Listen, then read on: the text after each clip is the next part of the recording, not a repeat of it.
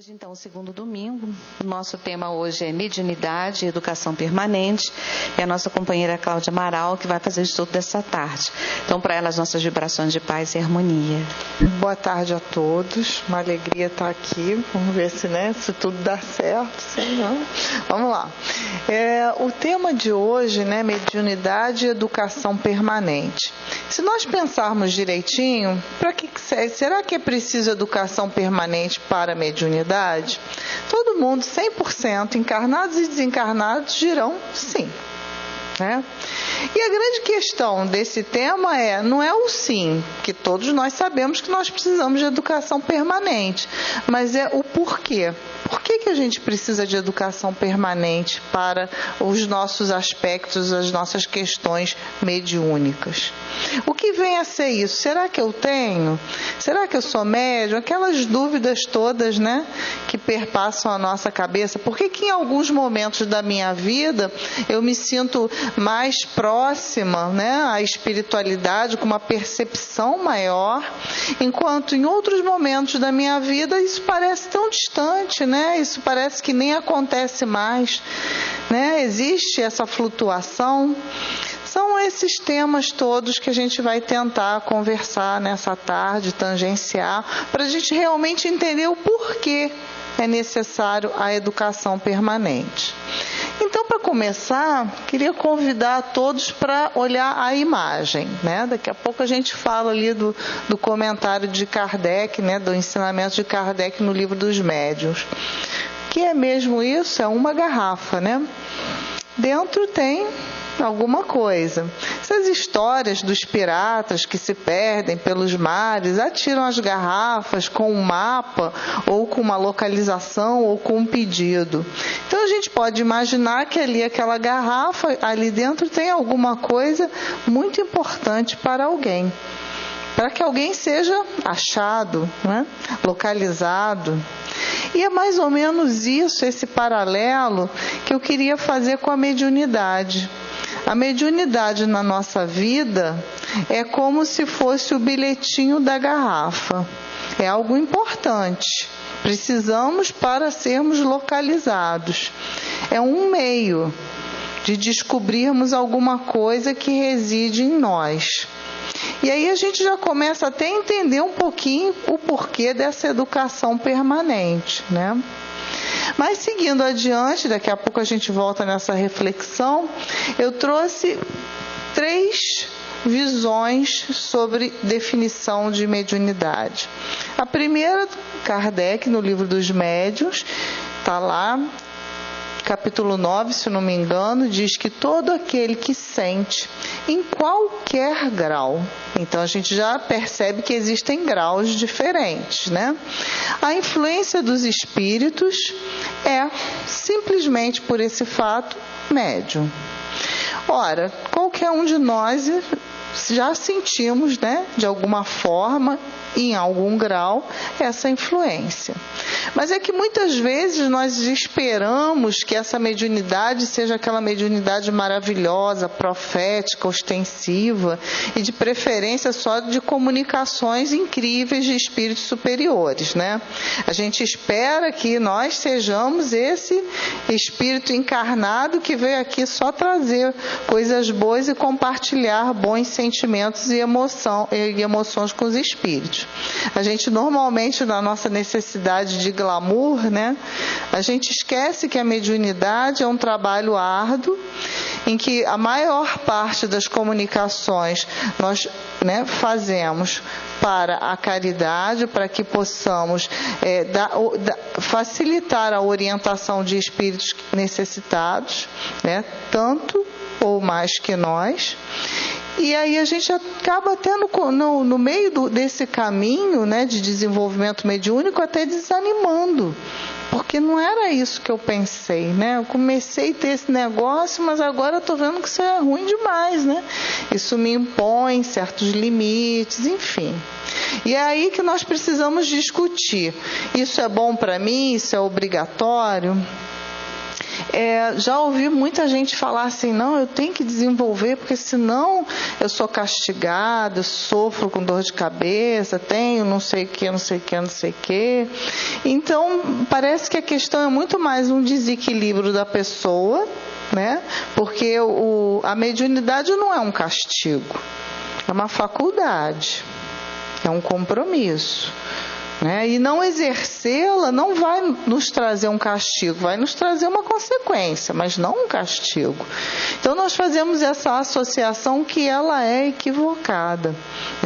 Nós podemos enxergar essa faculdade como uma oportunidade de trabalho e nunca como algo que, se eu não fizer, eu vou ser castigado. A gente não vai conseguir ser bons médios, não conseguiremos ser bons médios se nós enxergarmos essa relação de castigo. Estou indo porque senão acontece isso, aquilo, aquilo outro. A gente não consegue se desenvolver como deveria.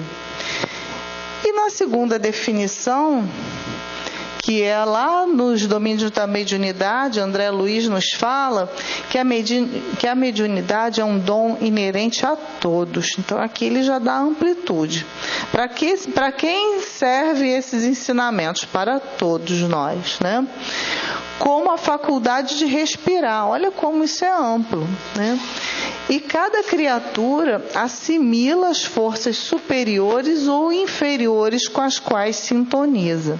Nesse trechinho do livro Nos Domínios da Mediunidade, ele, além de dizer para a gente qual é a amplitude para quem que serve, que é para todos nós, encarnados e desencarnados, porque desencarnados são médiuns também, Todo mundo que é capaz de levar um recadinho de um lugar para o outro é médium, Só que essa mediunidade, o recadinho é do mundo espiritual para o mundo material. Mas a gente não pode esquecer que o mundo espiritual, e por isso existem espíritos que também levam esses recadinhos, eles funcionam em patamares vibracionais.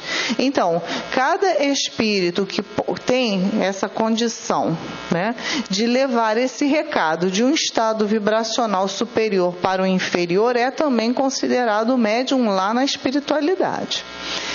E aí aqui André Luiz dá amplitude e também já inaugura aquela ideia do eu tenho que me sintonizar com A ou com B. Ou eu devo, ou é uma questão de sintonia, ou a influência que eu sofro decorre da minha sintonia. Então é algo que nós também vamos pensar um pouquinho nessa tarde. E depois Emmanuel, num livro incrível, Mediunidade e Sintonia, tem em PDF na internet, vale a pena ler, é um livro bem antigo, Psicografia de Chico Xavier.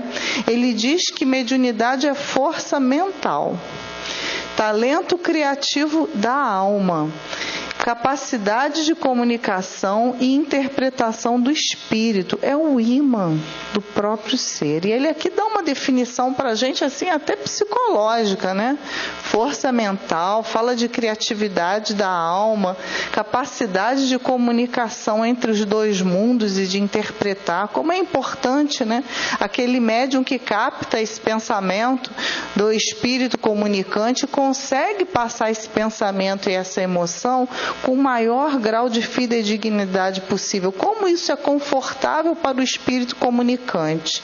Imagine nós, dando uma comunicação através de alguém, e esse alguém distorce. O espírito comunicante deve ficar até agoniado. Meu Deus do céu, não falei nada disso, olha o que ele está falando. Isso deve acontecer, não raro, por falta de educação permanente, com certeza. Então a gente precisa ter esse domínio dessa nossa força mental.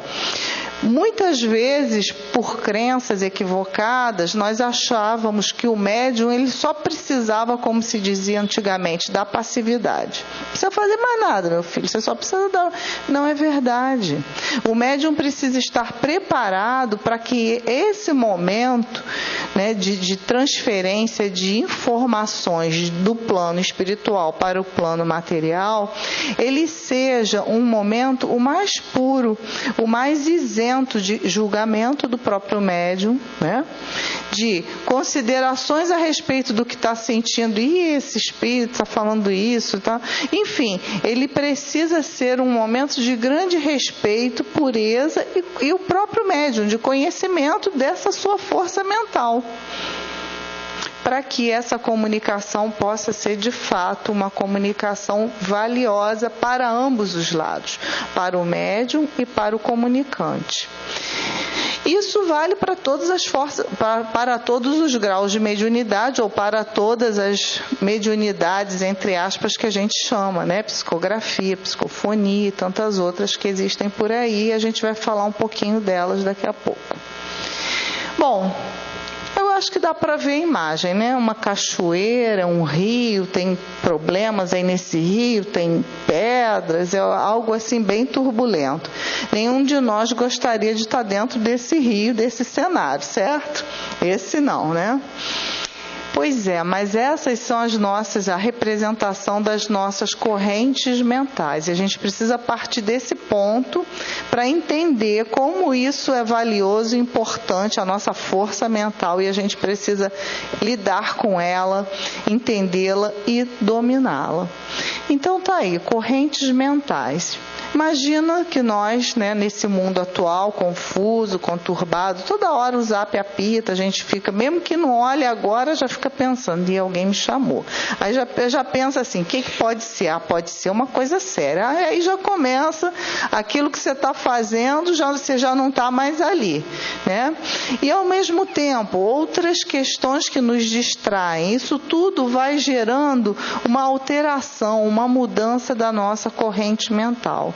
Então, o mundo nos solicita externamente e cada hora nós estamos com o nosso pensamento em um ponto, né? Isso é assim a verdade dos tempos atuais, porque nem no elevador mais a gente dispensa uma telinha para escutar ou para ver uma notícia. Então, na verdade, a gente não tem um momento de olhar para dentro, em momento nenhum. Se nós não formos buscar, né, essa oportunidade, a gente não encontra. Então, vamos imaginar que essa figura represente a nossa própria mente, muitas e muitas vezes do nosso dia. E que nós temos um trabalho mediúnico a fazer, e essa mente tumultuada, ela não deve estar desta forma na hora desse trabalho mediúnico. E não vamos também ser ingênuos de supor que 15 minutos antes de chegarmos, né, antes do trabalho mediúnico chegarmos, fecharmos os olhos, procurarmos nos concentrar, vai ser suficiente para dar conta da turbulência que a nossa cabeça, o fluxo de pensamentos, as ansiedades, os medos, as dúvidas, a raiva, isso vai dar conta de acalmar aí esse rio para ele ficar tranquilinho, para ele poder entrar em contato com outra corrente mental, que é aquela que nós estamos, né, destinados ou estamos com a tarefa daquele momento mediúnico. É muito difícil que isso aconteça em 15 minutos, em 20 minutos, né? A gente sabe que as nossas ideias vão brotando, elas precisam ser acalmadas. Isso não se faz em 15 ou 20 minutos uma vez por semana. Ou nós nos habituamos a fazer isso constantemente, lidando com as nossas emoções, ou de fato nós não seremos bons médiuns, né? Seremos médiuns daqueles que o espírito comunicante diz, meu Deus, esse de novo para mim, meu Deus, não aguento mais, não dá para ser aquele outrozinho melhorzinho, né? Então a gente precisa pensar nisso. E mais, como eu disse, quando nós entramos em contato com outras correntes, existe uma assimilação. Nos livros do André Luiz, principalmente nos Domínios da Mediunidade, capítulo 3, e eu gosto de falar para todo mundo ir lá ler, né, para conferir, para ver se esse negócio está certo mesmo. Lá tem uma história interessante, é a história do responsável espiritual pelo trabalho mediúnico, que começa a envolver o dirigente mediúnico. E aí aí André Luiz descreve que o espírito começa a irradiar como se fossem raios em direção daquele dirigente que ia começar os trabalhos, depois da prece, um trabalho sério, uma preparação, e que a mente do encarnado, do dirigente, absorvia esses raios, assimilava essa corrente mental do encarnado responsável pelo trabalho espiritual. E aí o trabalho começava. Agora imagina se esse dirigente estivesse pensando em mil e outras coisas, como seria difícil, quiçá impossível, essa assimilação, né? E isso acontece conosco a todo momento. Esse fenômeno de assimilação por causa da sintonia acontece a todo momento, de forma tal que a gente pode afirmar, e o Livro dos Espíritos afirma isso, que essa assimilação, ela é uma influência tão grande que, de regra, isso nos governa, né? Os espíritos, né, têm uma influência tão grande que, de regra, nos governam. Isso está ok?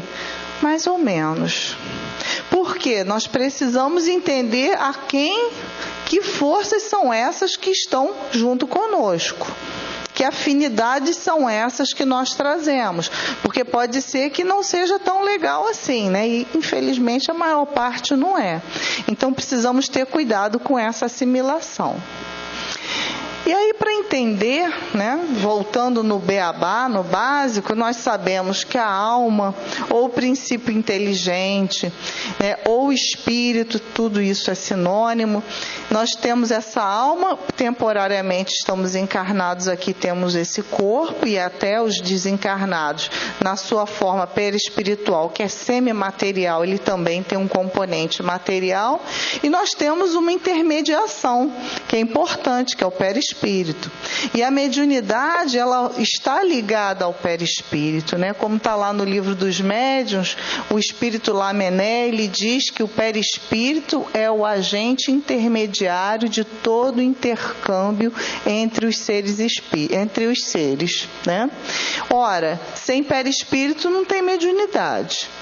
Então é essa nossa parte perispiritual que é o envoltório do espírito que vai fazer a ligação, né, com o espírito comunicante, ou a ligação com as diversas formas de manifestação mediúnica. Bom, entendido isso, a gente também tem que entender que essa influência, ela pode ser direta ou indireta. A influência indireta é aquela que nós vamos, através de um espírito comunicante, passar uma mensagem, seja ela psicofônica, psicografada. Essa é indireta. E o grupo das diretas são aqueles fenômenos físicos que a gente geralmente, né, percebe, né? Algo se desloca, quer dizer, precisou da participação do médium, sim, mas não foi uma participação efetiva ali. O espírito se utilizou das energias, né, para que aquele fenômeno físico acontecesse. Então, tem duas grandes divisões. E seguindo, Marlene Nobre tem um livro muito interessante, A Obsessão e Suas Máscaras. E ela diz que a intuição pura é a forma de mediunidade mais estável e mais bela com que todos nós fomos aquinhoados. Então, quando a gente pensa nas formas de mediunidade, eu sou médium vidente, e eu sou mais do que o outro que é psicógrafo, né? Não tem isso.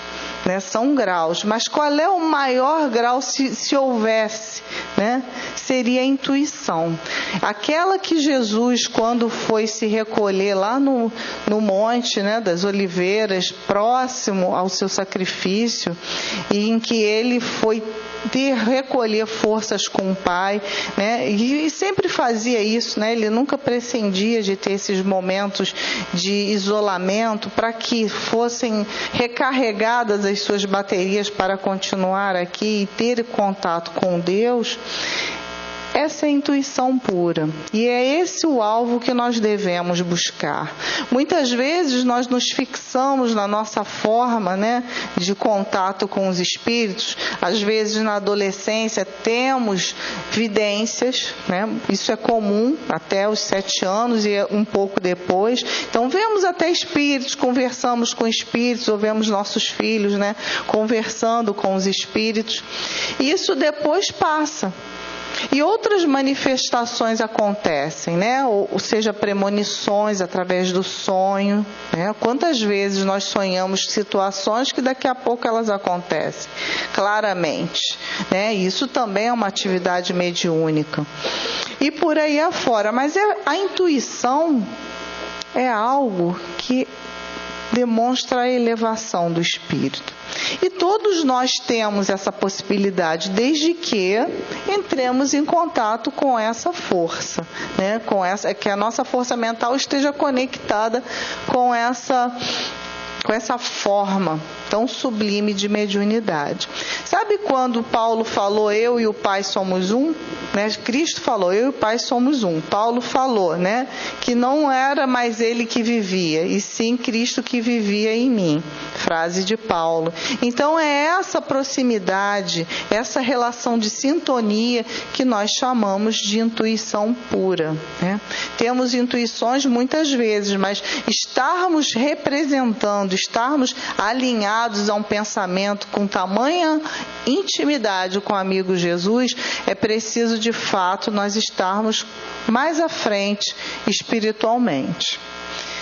E aí, na sequência, voltamos às nossas correntes mentais. Porque agora é a hora de nós perguntarmos como é que está a nossa.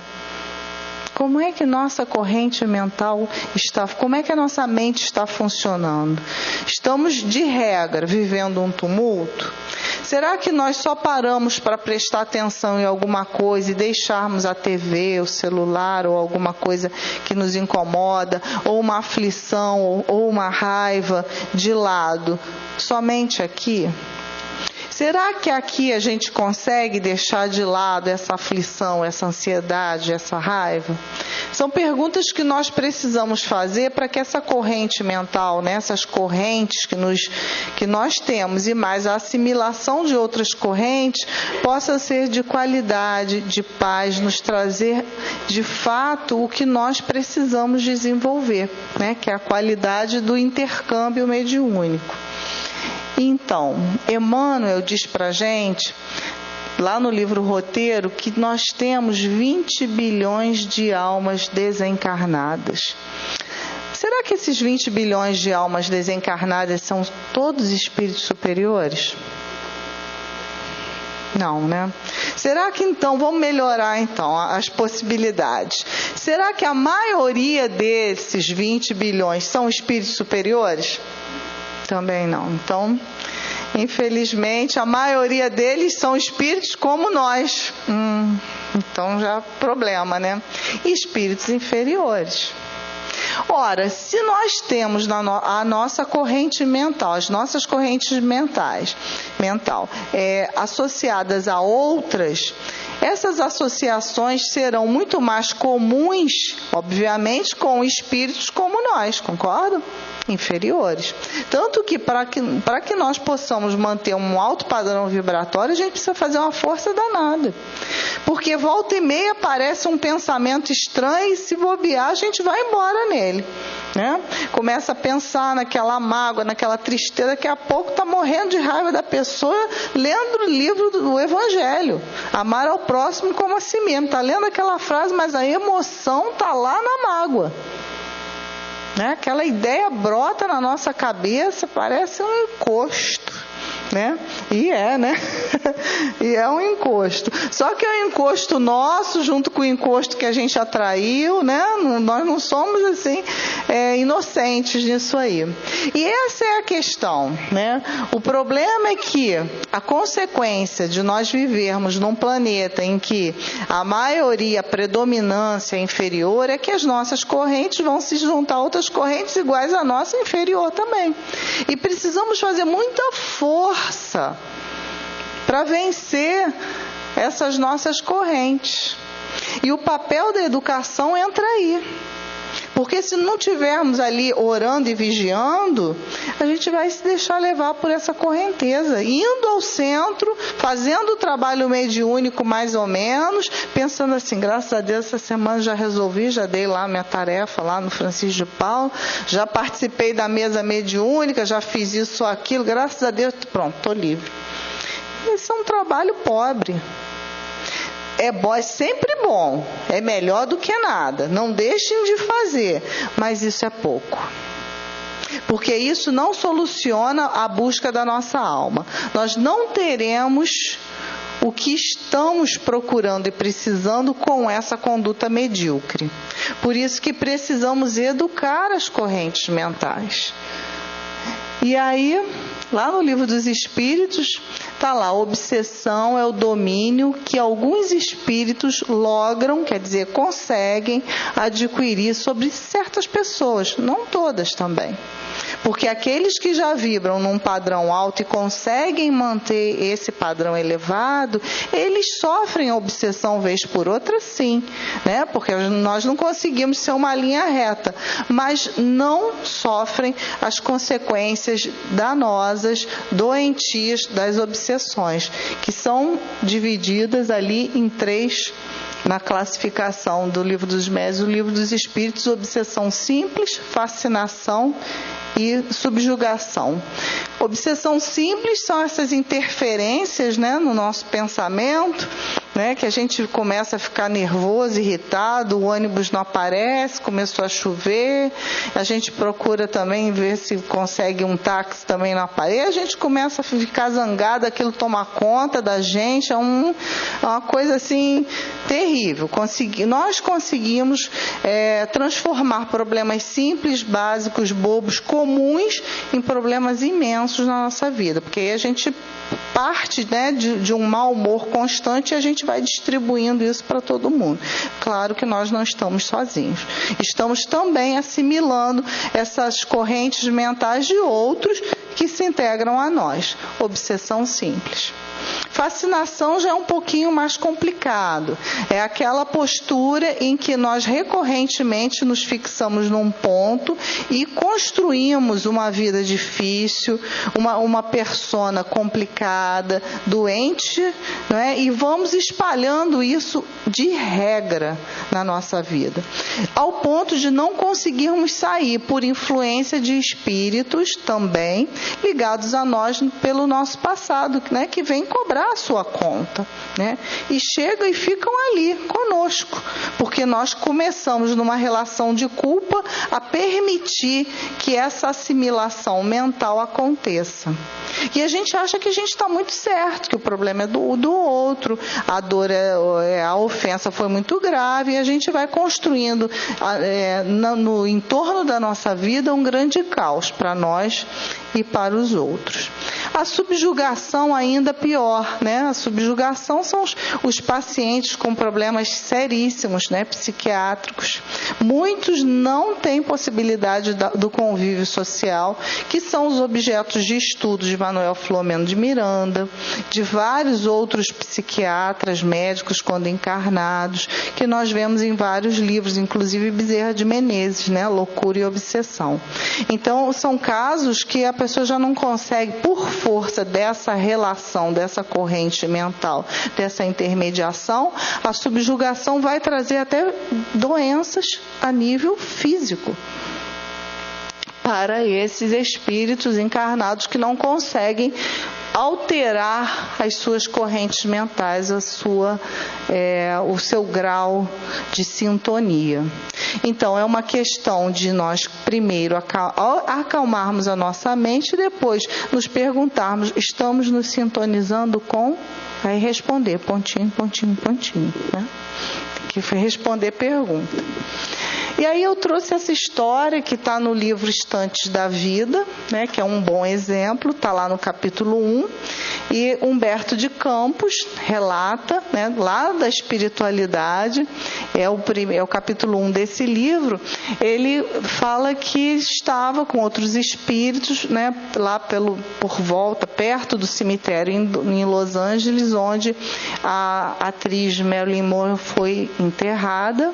Todos conhecem esse ícone, né, dos anos 60, dos anos 50, e ela desencarnou, conforme a manchete do jornal, do dia do desencarne dela, com 36 anos, se não me engano, 2 de agosto de 1962, ela teria se suicidado.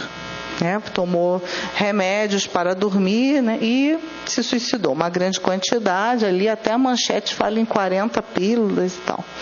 E aí, Humberto de Campos, jornalista espiritual, né, que nos traz os recortes espirituais, ele nessa página desse livro psicografado por Chico Xavier, diz que estava então com um grupo de espíritos ali por volta, né, no entorno desse cemitério, e ele lembrou, aqui tem vários vultos dos encarnados enterrados, eu gostaria tanto de entrevistar, por exemplo, o Marilyn Monroe. E aí o espírito que estava acompanhando ele disse, tudo bem, ela está por ali, até mostrou uma pessoa deitada no colo de uma outra pessoa, já assim, e olha que esse livro é de 1969, né? Então não foi assim imediatamente após o desencarne dela, não.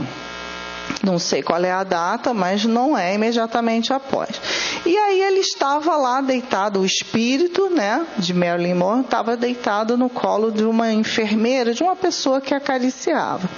E ele se aproximou, se identificou, é até um diálogo interessante, porque fala, eu sou brasileiro, ela brasileiro, então ainda com aquela noção, né, geográfica, mas se mostrou um espírito bastante lúcido e consciente dos erros, né, falando das dificuldades da fama, do sucesso, que ela sucumbiu por causa disso e, portanto, ela não teria nada a dizer como espírito, já que ela não foi bem sucedida e que ela estava ali por conta disso, né, desse fracasso. Até que Humberto de Campos pediu para ela relatar a questão do suicídio. Ela disse, mas eu não me suicidei. Eu não me suicidei, eu não tinha a menor noção do que estava acontecendo comigo. Eu estava há dias sem dormir e quando eu desencarnei eu vi no meu quarto várias companhias que hoje eu sei que me acompanhavam na qualidade de obsessores. Então é um caso de fascinação para subjugação. E eu só me lembro que eu ia tomando o remédio e mais um, e mais um, e mais um e perdi a noção. E tomei aquele remédio, um monte de comprimidos. E isso me expulsou do corpo físico. Quando eu me vi fora do corpo físico, parecia que eu era duas pessoas. A que estava ali deitada, inerte, e eu que estava normal, sentindo tudo e vendo as companhias que estavam comigo. Só que eu desejava apenas dormir. E não consegui dormir. E não consegui dormir nem depois do desencarne, porque os espíritos que me acompanhavam, eu agora livre do corpo, eu estava numa situação de maior vulnerabilidade, e é aí que eu fui mais atacada ainda. E agora eu começo a experimentar um pouco de calma nesse lugar. Veja que ela sequer saiu do cemitério. Tamanha a ligação, né, dela com o corpo, que... Claro, 36 anos ainda tinha, né, uma caminhada muito grande pela frente, mas amparada. E aí ela cita o suicídio indireto, fala que os mentores espirituais já tinham entrado em contato, designado esse espírito que estava com ela, para que isso fosse acompanhado e ela pudesse, então, lá na frente, voltar à Terra, que era o que ela mais queria. Humberto de Campos perguntou, e o futuro? Você tem planos para o futuro? Ela disse, tem. Assim que Deus permitir, eu quero reencarnar para voltar e fazer o que eu deveria ter feito antes. Então, esse é um exemplo interessante para nós de como a assimilação de correntes mentais nos influenciam. E muitas vezes nós achamos que não tem problema nenhum, que é só uma crise passageira, que é uma depressão passageira, que é uma dificuldade que logo vai passar. Mas a gente está realmente se comprometendo, porque estamos cedendo a essa assimilação de outras correntes mentais. Então é para a gente assim lembrar, né? E ficar também triste, né? Como somos frágeis mentalmente, né?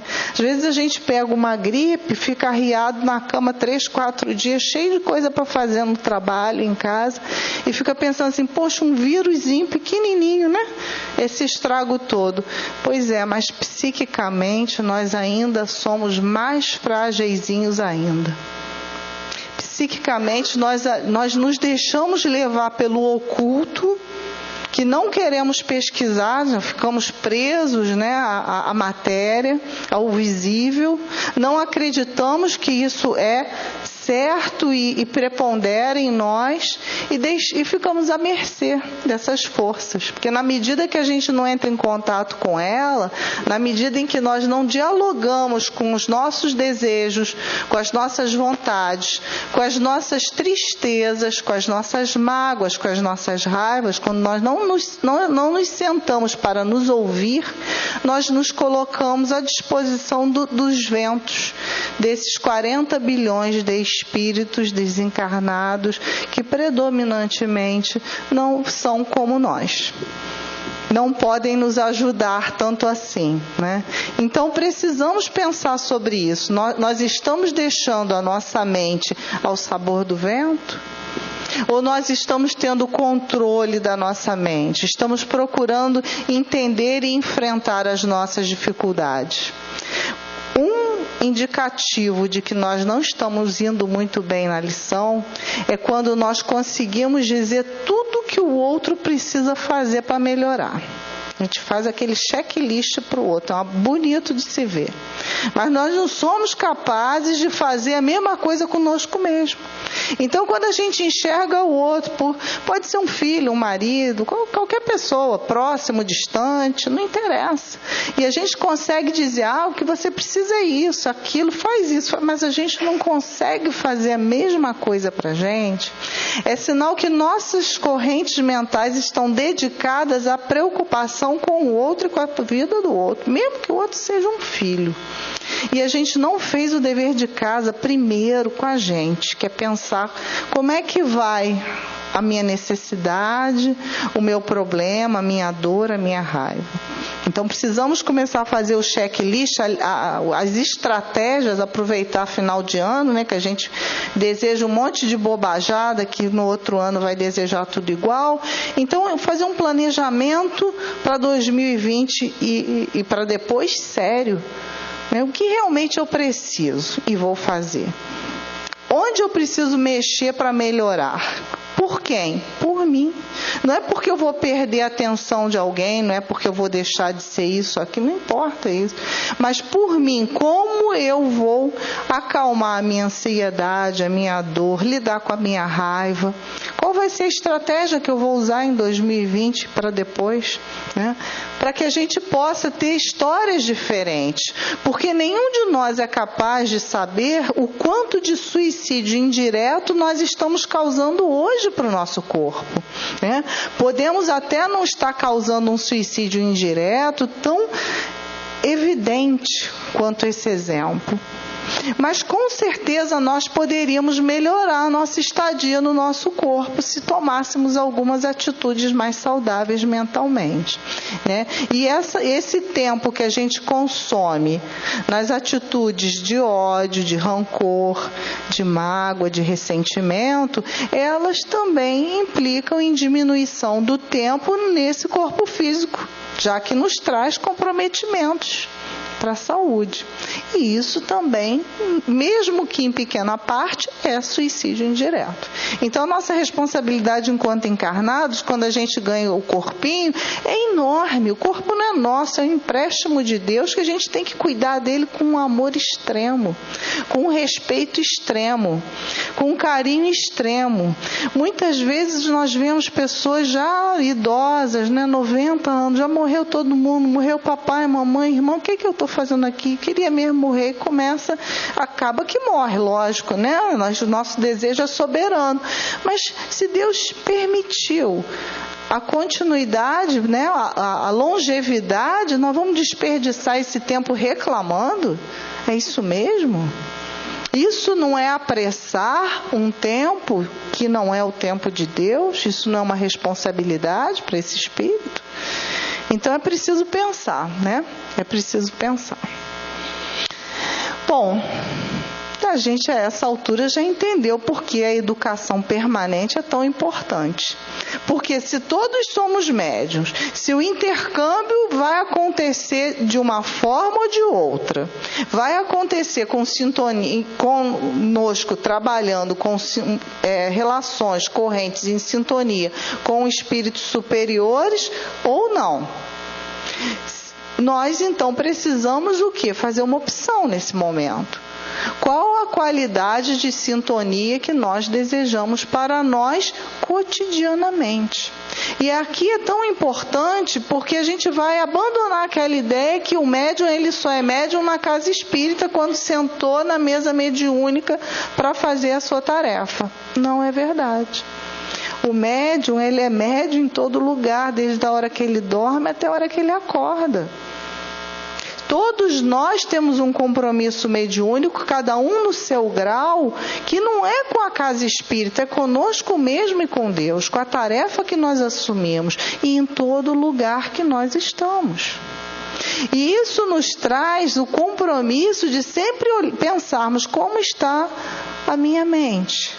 Para que lado eu estou indo? Eu estou descambando aqui nessa roda de amigos para falar mal de alguém, sintonizando, né, mágoas, dores, para prejudicar, mesmo que num comentário simples, uma piadinha infame. Eu estou compartilhando alguma coisa aqui que não deveria, que se fosse ao contrário eu não ia gostar, porque somos médiuns, a gente está junto com outras correntes mentais. E precisamos entender essa responsabilidade para que o nosso trabalho na mesa mediúnica se aprimore, melhore, para que quando possamos chegar aqui, os espíritos desencarnados que nos ajudam, nossos mentores, pensar assim, olha, essa pessoa está fazendo um esforço grande em se melhorar. Ele tem responsabilidade com o seu mandato mediúnico em qualquer momento, e não só no momento da casa espírita, né?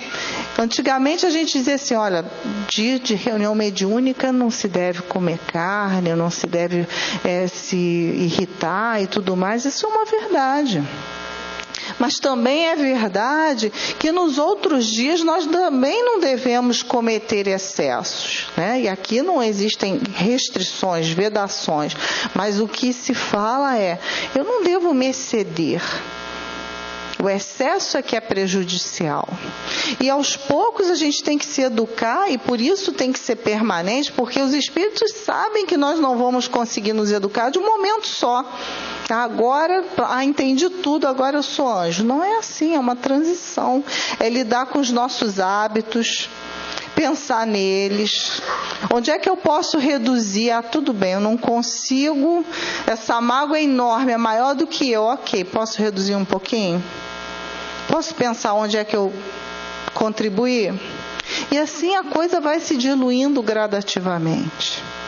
Tão bom se ao ler o Livro dos Espíritos ou o Evangelho segundo o Espiritismo ou outras obras, a gente pudesse, como num passe de mágica, terminei de ler, entendi, aí automaticamente senti o que eu li. Não. O cognitivo está numa faixa, o emocional está em outra. Estamos aqui para unir as duas faixas. Esse é o nosso desafio. Então precisamos nesse treinamento de educação permanente. Está sempre ali de olho, procurar melhorar um pouquinho, outro pouquinho, outro pouquinho. E aí, a gente tem, né, que pensar é criar. Essa frase, que daqui a pouco vocês vão ver de quem é. Então, pensar é criar, porque eu vou me aliar a outras forças, né?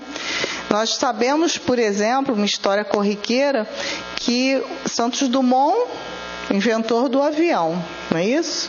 Só que os irmãos Wright, lá nos Estados Unidos, também inventaram o avião na mesma época. Santos Dumont ainda foi lá correndo em Paris, ainda deu a volta, né, com o protótipo de avião dele, o Mademoiselle, né, em torno da Torre Eiffel. E assim, num momento em que o mundo não se comunicava como hoje, né, porque hoje a gente pensa, essa história é fantasia, porque como que um não sabia? Não, um não sabia do outro. Não havia, né, essa comunicação que hoje há, né, em tempo real. E, ao mesmo tempo, os irmãos Wright faziam também o seu protótipo e na mesma época. Mas por quê? Que Santos Dumont e o outro, a mesma coisa e tão importante. Porque as correntes mentais que influenciaram Santos Dumont a chegar no seu protótipo também influenciaram os outros irmãos, porque essa invenção para nós, humanidade, essa descoberta, que claro já existia no mundo espiritual há bastante tempo, seria de fundamental importância para nós. Isso é um pequenino exemplo de como o pensamento que cria não é só nosso. Pensar é criar, mas nós pensamos sempre juntos. Pensamos em conjunto, coletivamente. Vários outros exemplos a gente encontra. Charles Darwin, ele, na época de Kardec, lançou um livro que foi revolucionário para as ciências, né? A evolução das espécies. Mas no mesmo ano, outro naturista já tinha postulado a mesma teoria de Charles Darwin, dizendo que as espécies evoluem. Não existe o espécie maior, o top da criação. Tudo é evolução. Mas por que dois naturistas separados por um continente visualizaram a mesma coisa? Porque o pensamento, a criação é coletiva. Nós estamos influenciados pela assimilação do pensamento de outros espíritos que precisam trazer para nós, nesses dois casos, essas modernidades. Isso acontece também nos casos de obsessão, isso acontece também com relação ao nosso mentor espiritual e a nós mesmos e as ideias que nós temos, né? Porque é uma grande engrenagem divina. Só que nós temos que entender que existe uma ordem aí. Porque o pensamento é criação, mas nós temos uma responsabilidade com essa criação e com esse pensamento. Nós e todos os outros que estão conosco, né? Nós porque damos a oportunidade, a porta. E todos os outros porque estão junto conosco, nos assimilando, nos influenciando. E depois, precisamos, sabendo disso, analisar o que nós estamos ofertando para os outros. Quando o nosso pensamento surge, nós damos uma oferta para o outro. O que a gente está ofertando para o outro? Porque essa oferta está diretamente ligada àquilo que vamos receber. E olha a lei de causa e efeito aí. Né? Aquilo que nós oferecemos para o outro é aquilo que nós também vamos receber. Mesma coisa, sintonia. Pode ser em outro momento, com outra roupagem, com outras palavras, mas os personagens sempre serão o mesmo. Então, como nós precisamos cuidar do nosso pensamento? Existem metáforas na literatura espírita que comparam a necessidade de nós pensarmos e cuidarmos do pensamento como sendo a mesma necessidade que temos de tomar banho. Imagina passarmos 2 meses sem tomar banho. Deus me livre, né? Imagina passarmos o tempo inteiro com mágoa, com ressentimento, com ódio. É a mesma coisa.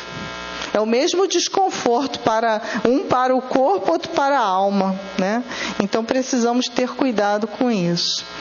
E aí, né, nossos pensamentos, isso está no livro do André Luiz, Nos Domínios da Mediunidade. Nossos pensamentos geram atos e nossos atos geram pensamentos nos outros. Essa é a engrenagem. Nossos pensamentos geram atos. E os nossos atos geram pensamentos nos outros. Então, nós sempre fazemos alguma coisa porque o outro fez alguma coisa por nós. É um círculo que não acaba.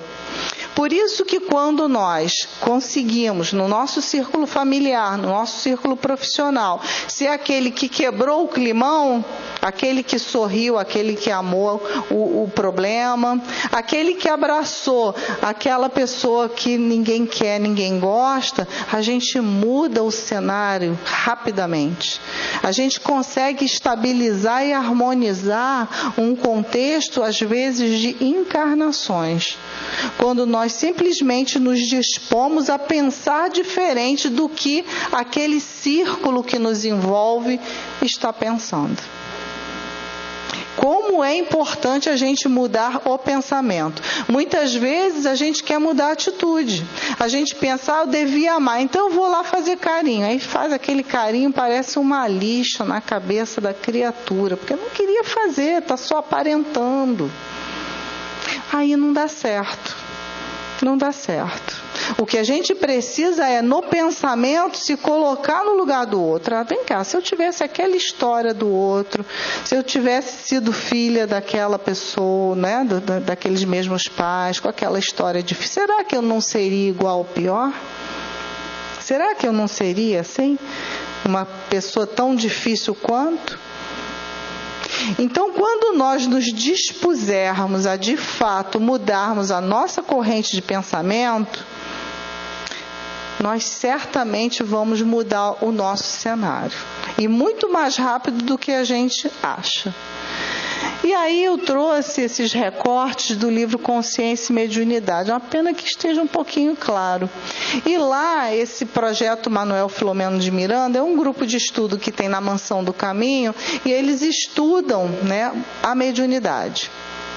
O papel deles é esse. E editaram esse livro, Consciência e Mediunidade, em que eles chegaram à conclusão, em mais de 20 anos de observação, de mesas mediúnicas, de estudo lá na Mansão do Caminho, eles chegaram à conclusão que nós precisamos de 4 folhinhas ali do nosso trevo para que sejamos bem-sucedidos no domínio da nossa força mental, que é o que a gente está discutindo hoje.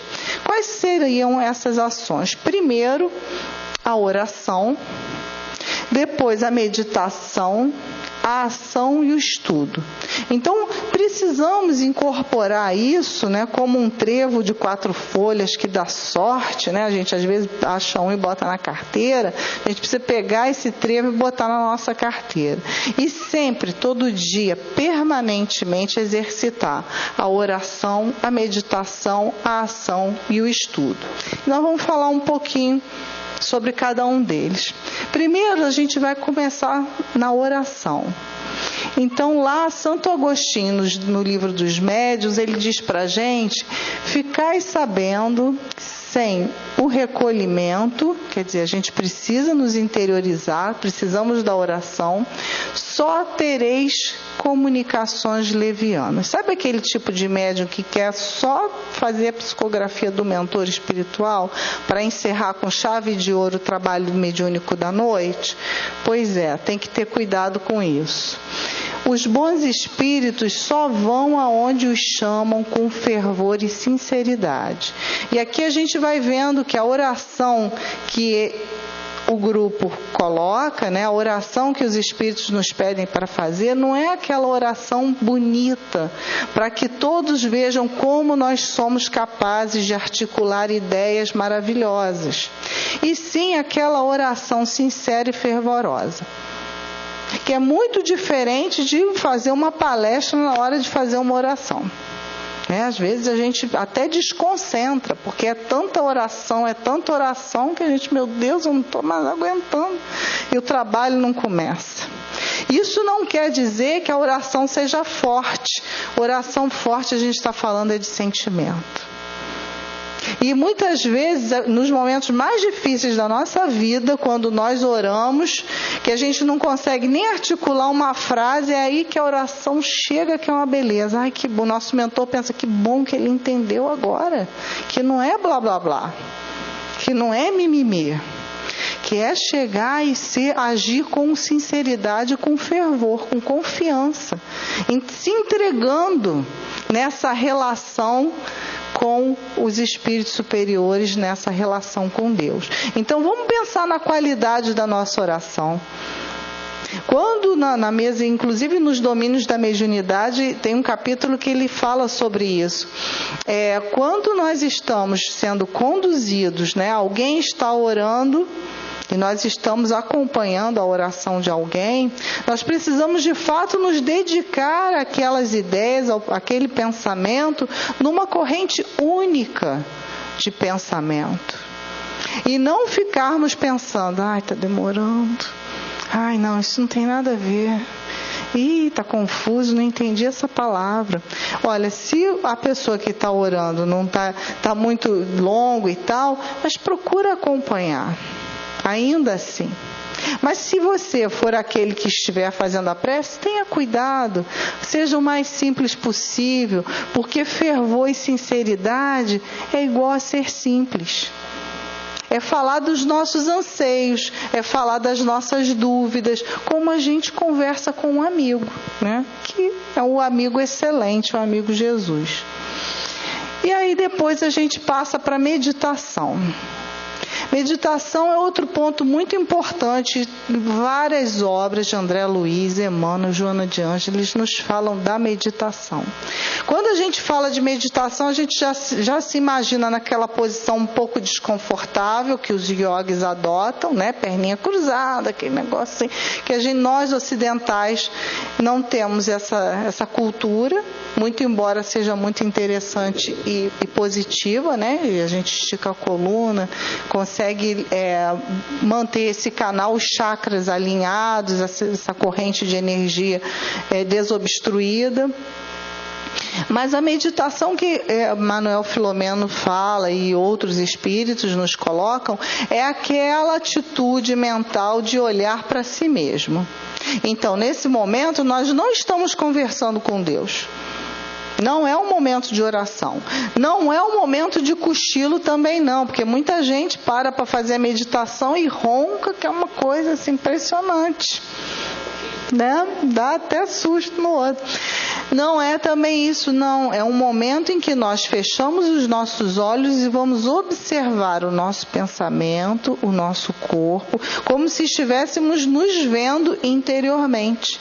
E com a consciência alerta, vigil. Não é dormir, não é tirar cochilo, não é relaxar para dormir, isso é outra coisa. Na meditação nós vamos obter as respostas, porque o nosso inconsciente ele é inteligente, temos a partícula divina em nós, no nosso self, e nós precisamos acessá-lo. Ninguém vai acessar a sua partícula divina olhando o WhatsApp. Peraí que eu estou numa meditação, só um minuto, daqui a pouco, 2 minutos eu te respondo. É impossível.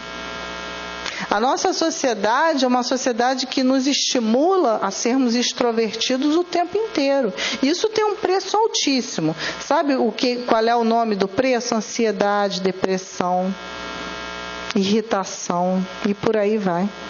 Porque nós não respeitamos o nosso momento de olharmos para nós mesmos, pensarmos em nós. E isso nós vamos fazer através da meditação. Isso é fundamental. Não vamos pensar no espírito, não, vamos pensar no espírito que somos nós, E quais os efeitos da meditação? Ela nos ajuda a lidar com o nosso pensamento de forma eficiente. Aqueles que já praticaram yoga ou praticam yoga sabem do que eu estou falando. a gente vai arrumando a mente. As posturas da yoga nos ajudam a concentrar, né? Ninguém consegue fazer aquelas posturas se não tiver uma concentração. A gente não consegue ficar num pé só, se esticar, não consegue. Por quê? Porque o controle é mental, é um trabalho com a mente e a gente precisa arrumar aquelas nossas correntes.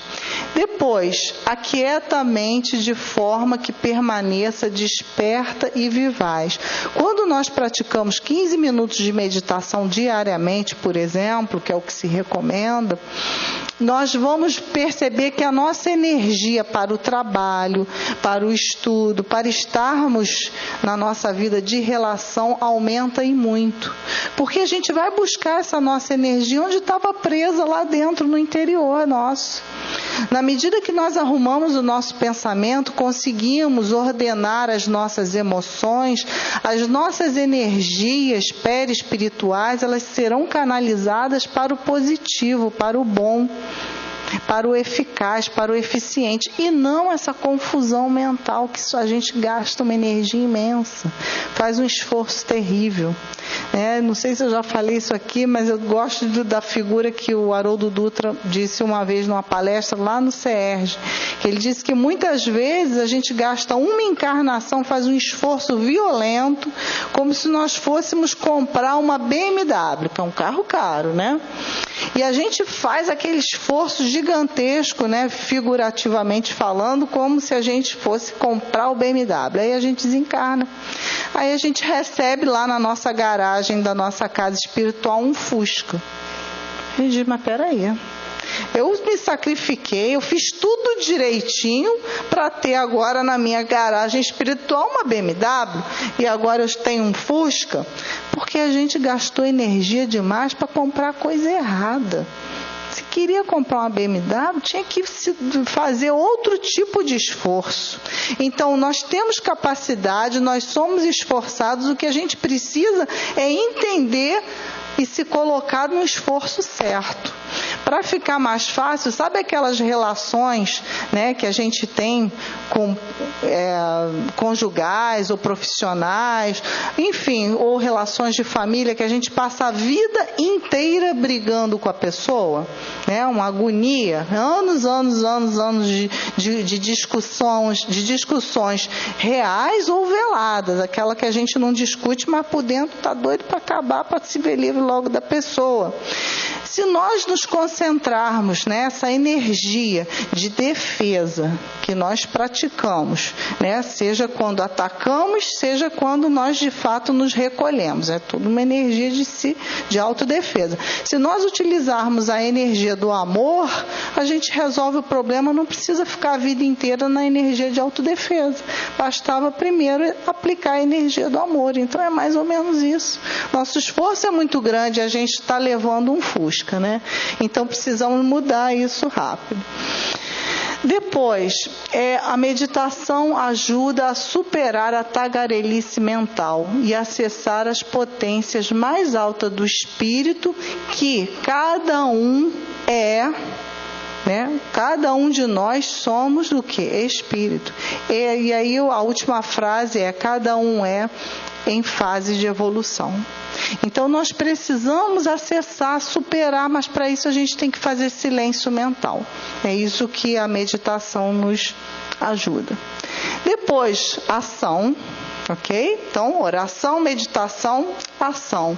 Ora, ação, o que tem a ver ação com estudo? Né? Porque nosso tema é estudo permanente. Quantas vezes nós precisamos da prática? O que nós estamos fazendo aqui encarnados é a prática, né? Matriculados aqui nessa escola que é a Terra, estamos o quê? Praticando. E isso é uma atividade de educação. Quer queiramos ou não, né? Nós estamos aprendendo.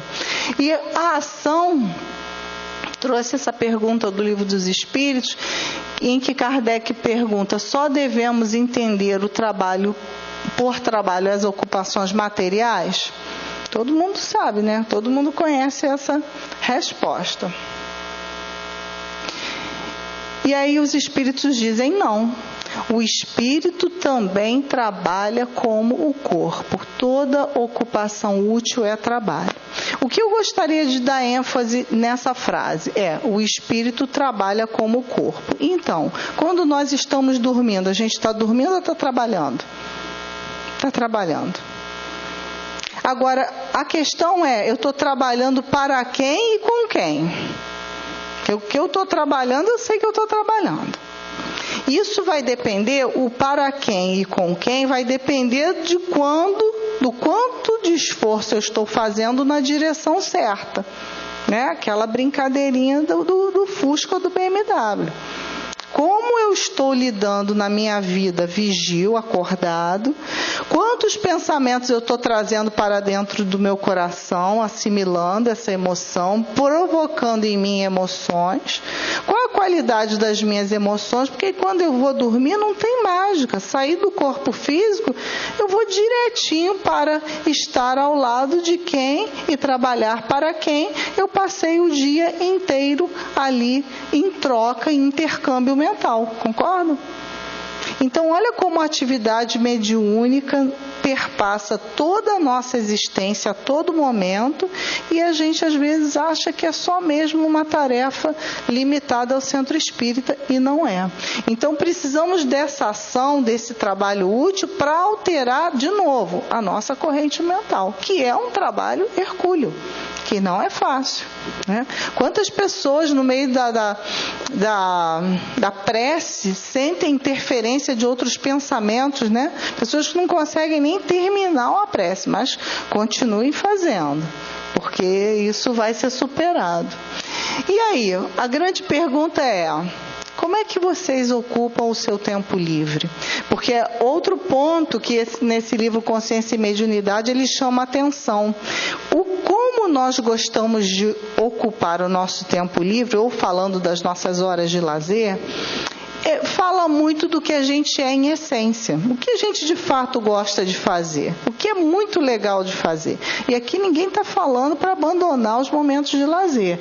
Mas é fato que quanto mais prazer e alegria nós sentimos nos momentos de prazer, de ocupação livre, em que podemos servir, por exemplo, ao trabalho voluntário, melhora esse nosso nível de consciência mental. As nossas correntes mentais já começam a se acalmar. Quando a gente se dedica um tempo do nosso final de semana, que seria o nosso tempo livre, né, em tese, a essas atividades voluntárias de auxílio e de caridade.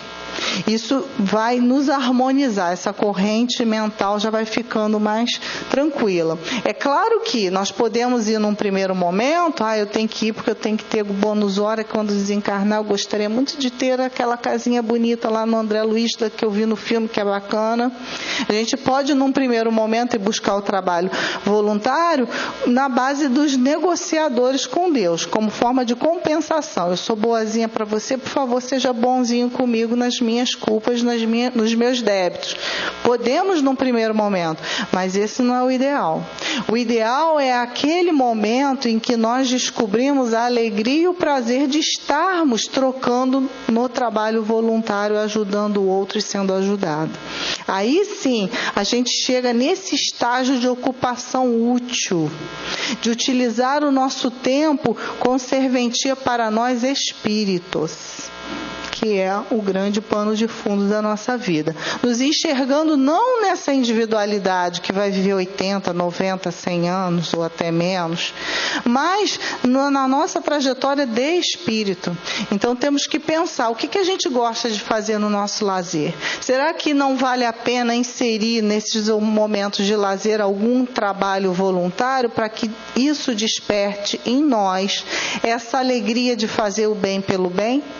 E assim elevarmos o nosso padrão vibratório, né? 2020 está aí, para quem ainda não faz isso, para quem ainda não está envolvido, envolva-se, porque isso é ótimo, cura câncer, cura ansiedade, cura depressão, acaba com a solidão, né? Somos hoje uma imensa gama de pessoas numa cidade populosa sozinhos.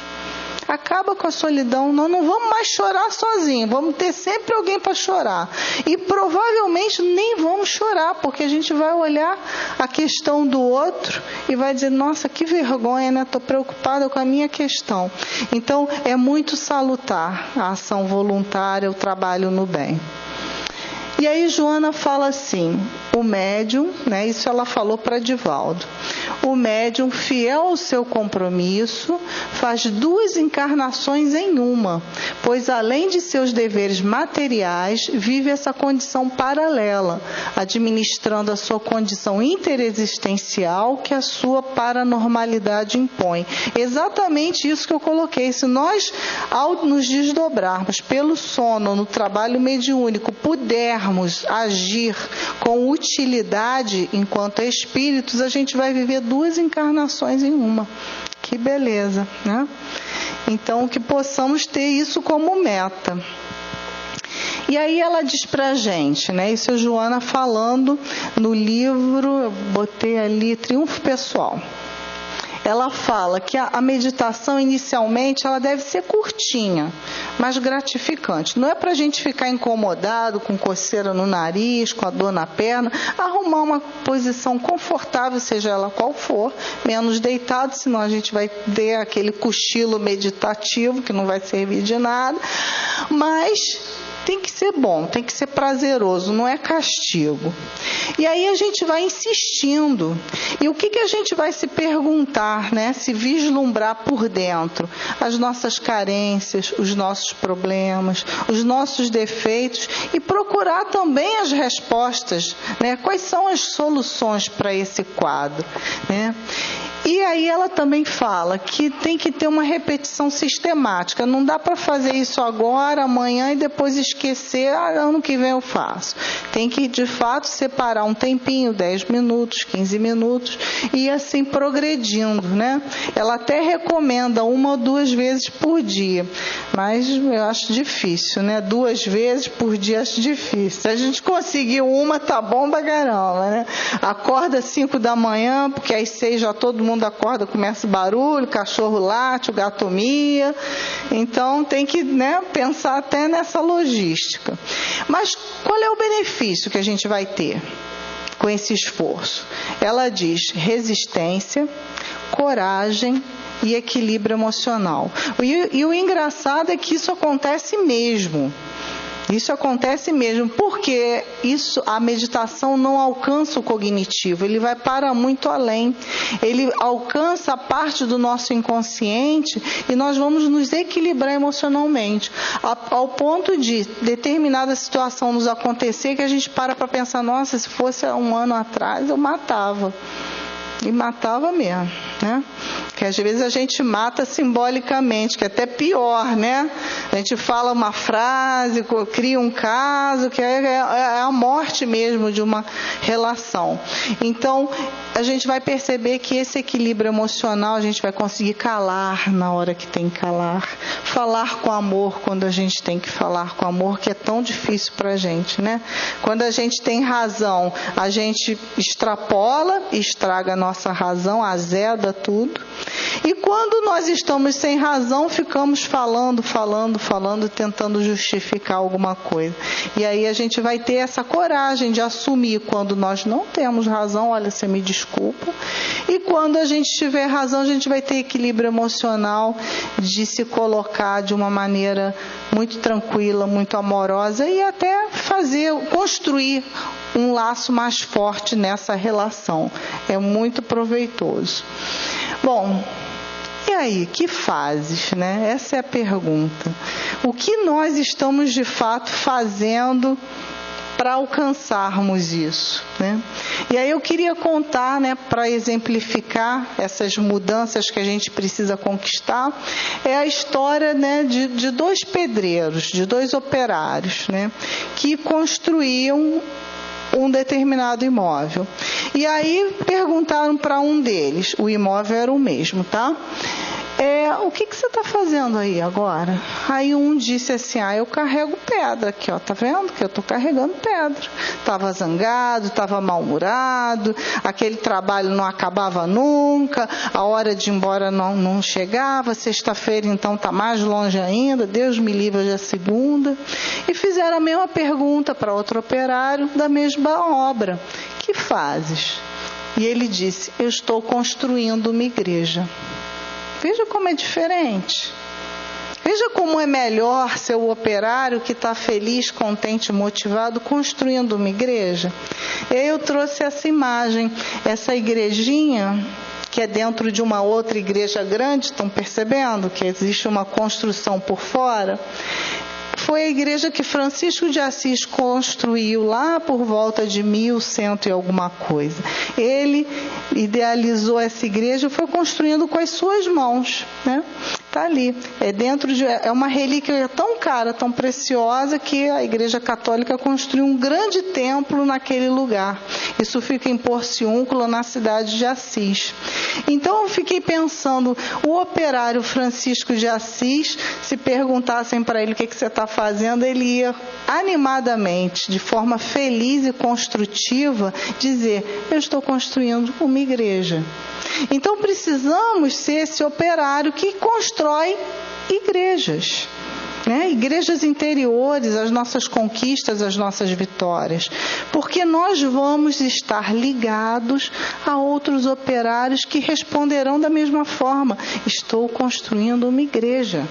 E isso vai nos ajudar quando nós estivermos exaustos, quando a gente achar que não vai ficar bom, que não vai dar certo, que o que vão dizer quando olhar essa igrejinha pequenininha, bobaginha, em frente às catedrais do mundo. Pois essa é a mais valiosa que nós temos, né, provavelmente no planeta Terra, né, construído pelas mãos de um espírito tão especial, tão evoluído, tão querido, tão humilde, que certamente nos auxilia a todo momento na nossa trajetória.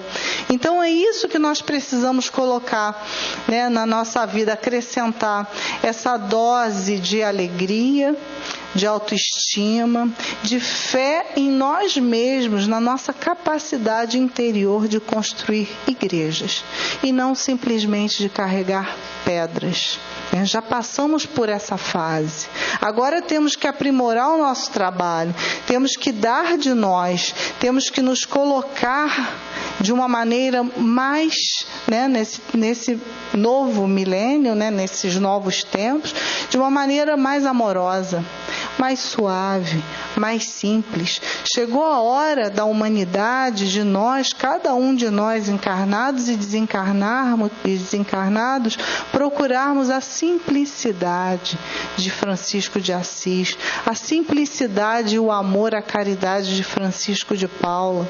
Que esses franciscos possam nos envolver para que a gente abra mão dessa necessidade de aparecer, de ser melhor, de competir, o meu trabalho é melhor do que o outro. A gente tem que abandonar essa persona. Isso já não fala mais a nossa alma, isso só está nos conduzindo para maior dor. Vamos aprender. Essa simplicidade de Francisco nós vamos aprender, porque a dor também ensina. Mas não é melhor aprender assim um pouquinho pelo amor? Será que a gente tem sempre que aprender pela dor? É isso mesmo? Não dá para... Vamos fazer diferente agora. Vamos ser felizes, alegres pelo que nós já conquistamos na nossa vida.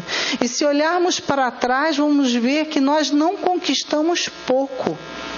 Nós conquistamos já muito. Chegamos aqui num sábado, num domingo à tarde. Estamos aqui nessa casa abençoada de Francisco de Paula, envolvidos por essa gama de espíritos. Já sabemos que a nossa sintonia mental mais elevada nos traz noites agradáveis de sono, por exemplo. Diminui as nossas ansiedades e nos previne os remédios de pressão, de depressão, tudo isso nós tomamos, se tomamos, uma carga menor, com certeza, do que aqueles que estão no mundo procurando o shopping, as sensações extremas, as emoções radicais. como se estivessem se punindo de alguma coisa.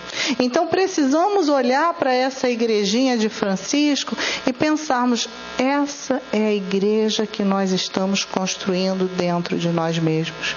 Essa vinculação com o Pai. Eu e o Pai somos um. Né? Olha que frase incrível. Cada um na sua tarefa, sem perder a sua individualidade, se trabalhando com as suas características, né? Uns mais ousados, outros mais tímidos, uns que preferem trabalhar de uma forma, outros que preferem trabalhar de outra forma, mas que todos esses trabalhando juntos, dentro dessas correntes mentais, constroem a igreja. Constrói a igreja da humildade, da paciência, da paz. E talvez o que nós precisemos para construir essa nossa igreja seja muito simples.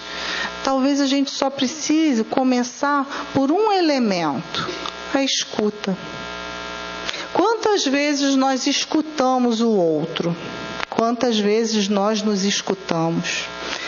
Essa semana fui ver um filme, está quase acabando, né, esse horário? Eu fui assistir um filme que aí, nas primeiras cenas eu vi que eu já tinha visto o filme.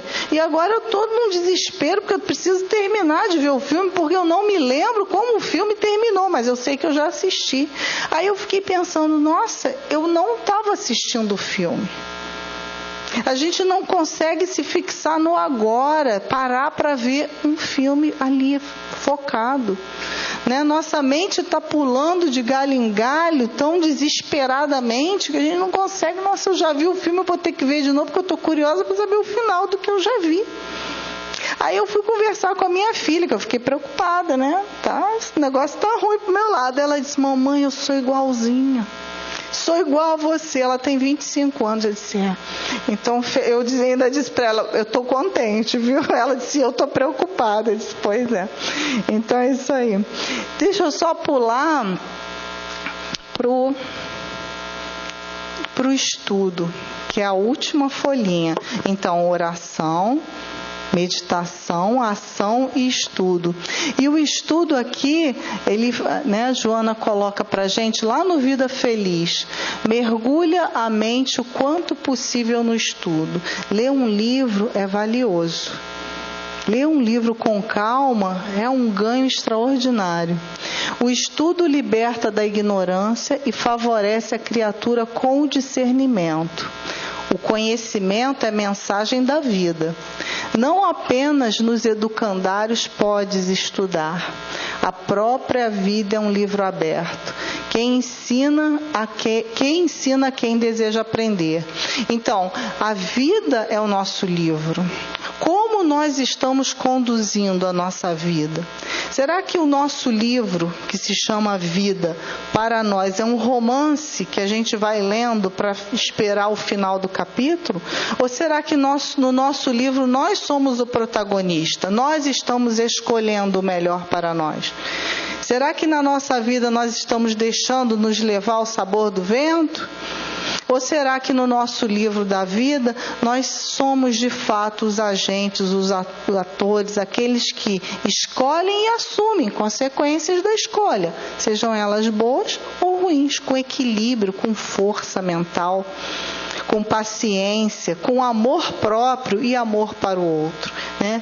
Então que essas palavras de Joana nos alimentem durante essa semana, esse mês de dezembro, que a gente fala tanto do Cristo e a gente sente que esferas superiores vêm estar conosco, né? Nós sentimos essas vibrações melhores e que possamos aproveitar essas vibrações para também deslanchar e elevarmos o nosso padrão mental, para que a nossa vida, o nosso exercício mediúnico, que é o próprio exercício da nossa vida, seja cada vez mais de qualidade, como nós merecemos e como os espíritos superiores, os nossos mentores espirituais também assim o desejam. Que possamos nos aliar a essas forças. Muito obrigada.